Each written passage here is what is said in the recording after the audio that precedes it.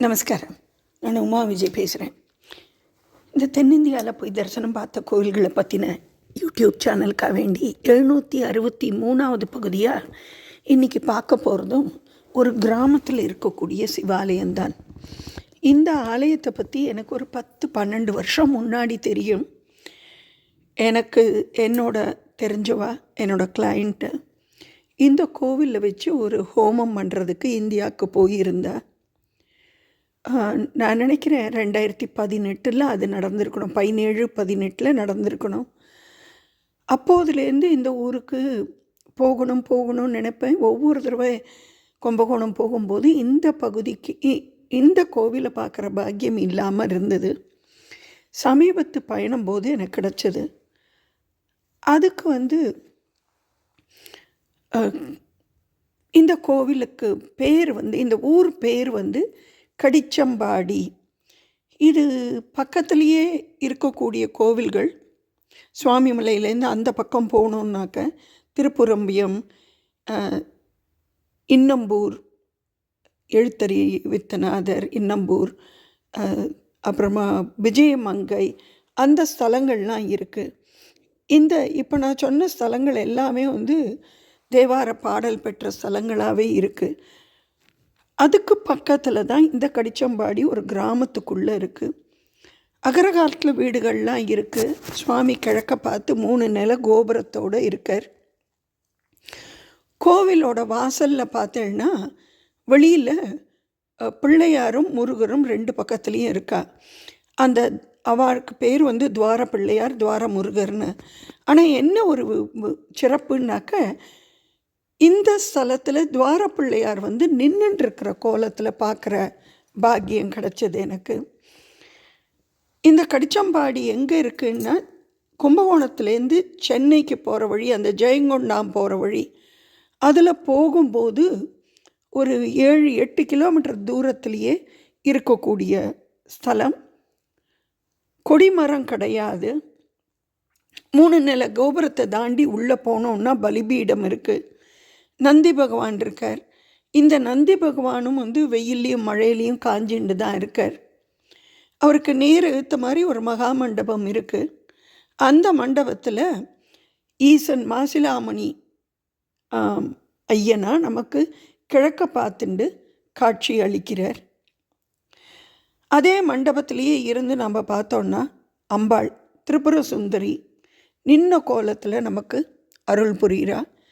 இங்கே இருக்கிற ஸ்தல விருட்சம் வில்வம். தீர்த்தம் சூரிய தீர்த்தம் சொல்லப்பட்டது. இந்த ஸ்தலத்துக்கு பக்கத்துலேயே தான் கொள்ளிடத்தோட தெற்கு கரை வருது. தெற்கு கரையில் தான் இந்த கோவில் இருக்குது அப்படின்னு. சுற்றி வரும்போது கோஷ்டத்தில் தட்சிணாமூர்த்தி, பிரம்மா, துர்கை எல்லாரையும் பார்க்க முடிஞ்சது. அதோடு சேர்த்து லிங்கோத்பவர் இருக்க வேண்டிய இடத்துல அர்த்தநாரீஸ்வரர் ரிஷபத்தில் இருக்கிறதையும் பார்க்க முடிஞ்சது.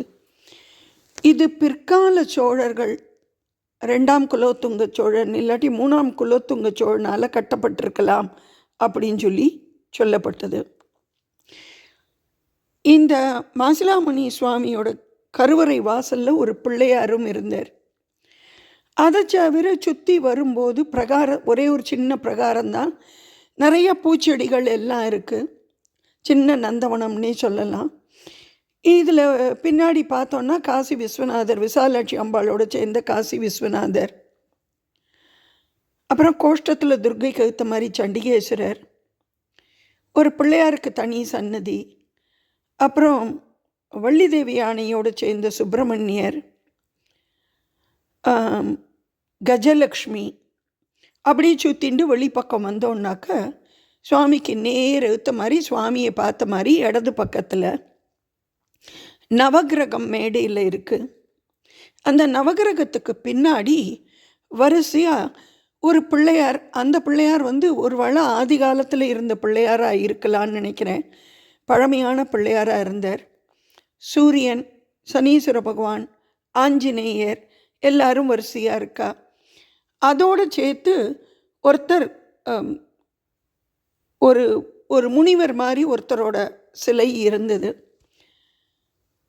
அந்த இது வந்து தே சிவகணங்களில் ஒருத்தர், அந்த வாத்தியம் வாசிக்கிறதுல ஒருத்தர் அப்படின்னு சொல்லி ஒருத்தர் எழுதியிருந்ததை படித்து பார்க்க முடிஞ்சது.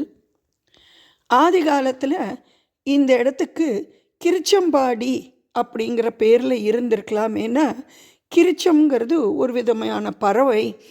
அந்த ஒரு இங்கே வாழ்ந்த ராஜா வந்து அந்த கிருச்சம் பறவையோட சத்தத்தில் தான் அவர் தினமுமே கண்முழிப்பாராம்.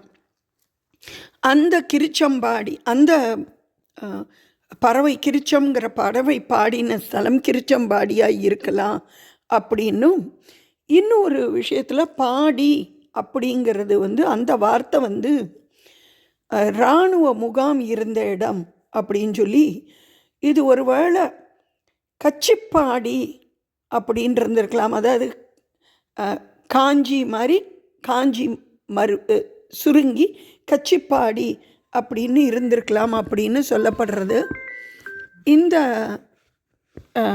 கச்சிப்பாடியும் மருவி இன்னைக்கு கடிச்சம்பாடியாக மாறி இருக்கலாம் அப்படிங்கிறதும் இன்னொன்று இருக்குது. இன்னொன்று, இந்த கோவிலோட இது வந்து பல்லவர் காலத்தோட சம்மந்தப்பட்டு இருக்கிறபடியாக பல்லவர்களோட முகாமும் இங்கே இருந்திருக்கலாம் அப்படின்னும் சொல்லப்பட்டது. கோவிலுக்குன்னு தனி வரலாறு எதுவும் தெரியல. ஆனால் சித்திரை மாதத்தில் 16, 17, 18 போது நாட்களில் இந்த 3 நாளைக்கு சூரிய பூஜை நடக்கிறது சுவாமிக்கு அப்படின்னும், பிரதோஷ பூஜைக்கு இங்கே அக்கம் பக்கத்தில் இருக்கிறவா வந்துட்டுருக்கா, அன்னாபிஷேகம் நடக்கிறது அப்படின்னு சொல்லி சொன்னான். இங்கே கோவிலுக்கு வாசல்லையே இடது பக்கத்தில் இந்த கோவிலில் பூஜை செய்கிறவர் சந்துருன்ட்டு அவரோட வீடு இருக்குது. ஆனாலும் இது ஒரு கால பூஜை திட்டத்தில் இருக்கிறபடியாக அவர் இன்னும் ஒரு 4-5 கோவிலை பார்க்குறபடியாக கோவில்கிட்ட இந்த கோவிலை அவர் எப்போ வராரு எப்போ போகிறாருங்கிறது தெரிய மாட்டேங்கிறது. நாங்கள் போன போது அவர் இருந்தார். சரி பார்க்க போகிறோன்னு நினைக்கிறதுக்குள்ளே அவர் கிளம்பி போயிட்டார். ஆனால் கோவில் திறந்திருந்தபடியாக நாங்களே தரிசனம் பார்த்துட்டு வந்தோம். அவர் இருந்தவர் எங்களுக்கு ஒரு கற்பூர தீபாரதனை ஒண்டி காமிச்சிட்டு போயிருந்தால் நல்லா இருந்திருக்கும். அவருக்கு என்ன அவசரமோ தெரியல. சந்தர்ப்பம் கிடச்சவா கண்டிப்பாக போய் இப்படியான கிராம சிவாலயங்களை போய் பாருங்க. இன்னும் ஒன்று, இந்த கோவிலுக்கு போகிறவா கொஞ்சம் கோவிலை இன்னும் கொஞ்சம் சுத்தமாக வச்சுக்கலாங்கிறது என்னோட அபிப்பிராயம். அந்த மகாமண்டபத்திலேயே நிறைய தீக்குச்சிகள்லாம் போடப்பட்டு இந்த விளக்கேற்றி கொளுத்தின மிச்சம் இருந்த தீக்குச்சி எரிஞ்சு போனது, எண்ணெய் கீழே விழுந்து வஸ்திரங்கள் கீழே கிடக்கு, அதெல்லாம் கொஞ்சம் சுத்தம் பண்ணினாலே கண்டிப்பாக உழவார பணியோடு இருந்தால் நல்லா இருக்கும். ஆதி காலத்து கோவில், இந்த கோவில் ஒரு 800-900 வருஷத்துக்கு மேலே இருக்கக்கூடிய கோவில்னு சொல்லப்படுறது. புதுசாக கோவில் கட்டுறதை விட இந்த மாதிரி கோவில்களை போய் பார்த்து பராமரிக்கிறது நல்லதுங்கிறது என்னோட தாழ்மையான கருத்து. யாருக்கெல்லாம் சந்தர்ப்பம் கிடைக்கிறதோ, கும்பகோணத்துலேருந்து ஒரு 7-8 கிலோமீட்டர் சென்னைக்கு வர்ற பாதையில் தான் இந்த கடிச்சம்பாடிங்கிற ஊர் இருக்குது. ஊருக்குள்ளே ஒரு 1 கிலோமீட்டர் 1.5 கிலோமீட்டர் போனால் தான் இந்த கோவிலை பார்க்கலாம். அக்ரகாரத்துக்குள்ளேயே இருக்குது. இந்த வீடியோ பிடிச்சிருந்தால் லைக் பண்ணுங்க, கமெண்ட் பண்ணுங்க, ஷேர் பண்ணுங்க. நமஸ்காரம்.